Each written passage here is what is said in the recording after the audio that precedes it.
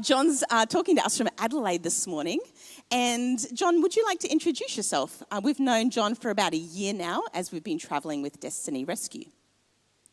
Thanks so much, Christy. Good morning, everybody there at Door of Hope and joining us online. It's such a privilege to be with you this morning.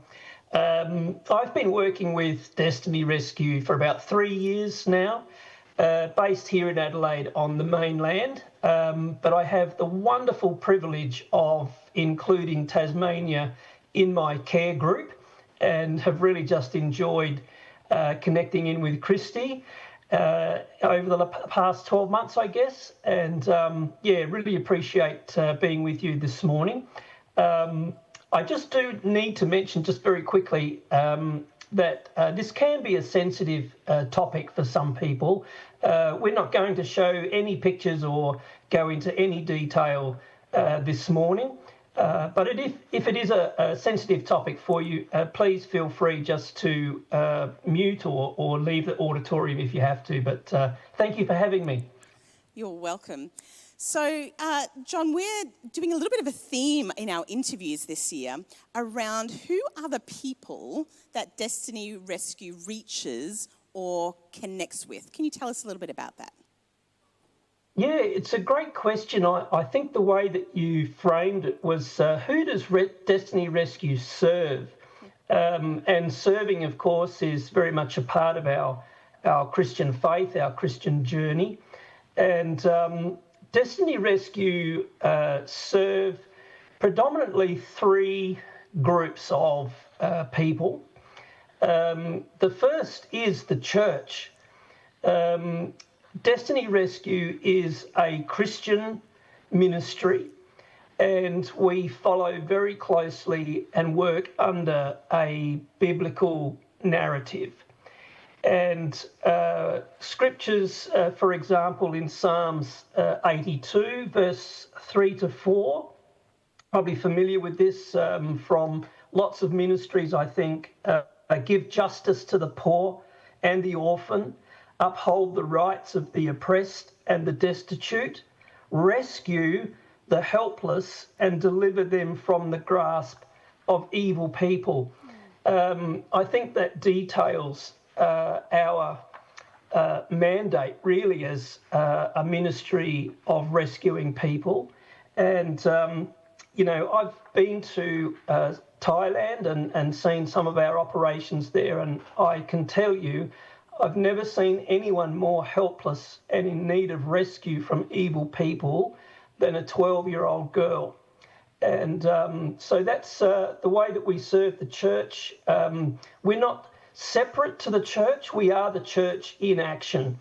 And we provide an opportunity, I guess, for people who can't be at the coalface of rescue, an opportunity to support what we do through finance. And, that's God's model. He provides provision for ministries and missions through the finances of the church. And we just provide that bridge so that people can actually be the rescuers. It's very, very expensive work. And, it's just great to have churches like yourself partner with us. And we like to serve you and celebrate God's goodness in that. The second area of people that we serve, which might surprise you, but it is the governments and law enforcement agencies in the nations that we work. Destiny Rescue has worked very, very hard over the 23 years that we've been in operation to make sure as Christians that we honour the policies and procedures of the nations that we work in. And we might not agree with their political line of government, of course, but you do need to operate within their policies and procedures. Rescue is actually a very legal environment. If it's going to be truly successful, it needs to be case managed and go through the courts. Unfortunately, a lot of the children that we rescue don't want to press charges. They just want to move on with their lives, which is perfectly understandable. But every rescue that we do is done in a legal sense. And because we have created great relationships in many of the 14 nations that we work with government and with law enforcement, we've had doors open to us and an ease of access to courts and cases that you wouldn't expect. And that's just God's favour, of course, but it comes through honour and respect and serving those authorities. And then I guess the final group that we serve is, of course, the children. Destiny Rescue isn't just rescuing. We are loving and caring for these children, making an 18-month to 2-year commitment to each one. We sign every child that we rescue a case manager, and that case manager will create a unique journey to freedom, is what we call it. And that will take into account their age, how long they have been in the situation that we've rescued them from. They're all very unique in their stories of, how they were tricked into the situation or kidnapped or whatever it might be. And so we make a massive investment in their lives. And of course, we have wonderful, wonderful stories as a result. So, yeah, the church, honour the governments and law enforcement and serve the children as well. Yeah. Wow, thank you. That was an excellent explanation, was it not? Yeah, so good. Thank you, John. You can see John really lives and breathes Destiny Rescue. It's so much part of his heart. John, can you give us just a little bit of a picture? What does rescue mean? You've given us those first steps. Can you give us a bit of a deeper insight into what rescue means?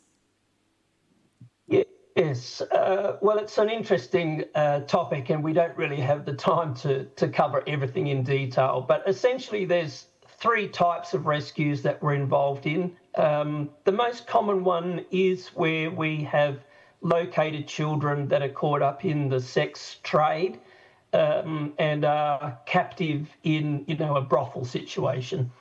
But there are other rescues, border rescues, which is where we operate between Nepal and India, along 16 different stations there, just looking for the signs of trafficking and exploring inside buses and trucks and all sorts of things. And then there are the big raids that we often conduct with Interpol and FBI, CIA type things where there's, a lot of people wearing bulletproof vests.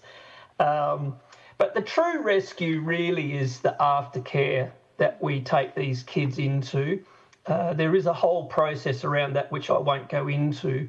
But I guess the point that I want to emphasise this morning is our commitment of 18 months to 2 years with every single child. And that will involve education, vocational training, poverty break for the family. A lot of these issues come from a poverty situation. And so we do our very best to make sure that the family and sometimes even whole villages are assisted in breaking the poverty cycle so that the children aren't exposed to a repeat of the situation that they found themselves in. So, thank you. It's not cheap. We look at rescue as a minimum of $1,800 per child. And that's basically to get them out and to begin their recovery. And in that journey to freedom, of course, is our discipleship program where we introduce the gospel to their lives and help them understand that recovery is going to need Jesus. Not all of them accept Jesus. They've got some very strong cultural backgrounds and everything, but probably about 80 to 85% give their hearts to the Lord and really begin their forgiveness of themselves through the gospel message, which is awesome. Wow, that is great to hear. Amazing.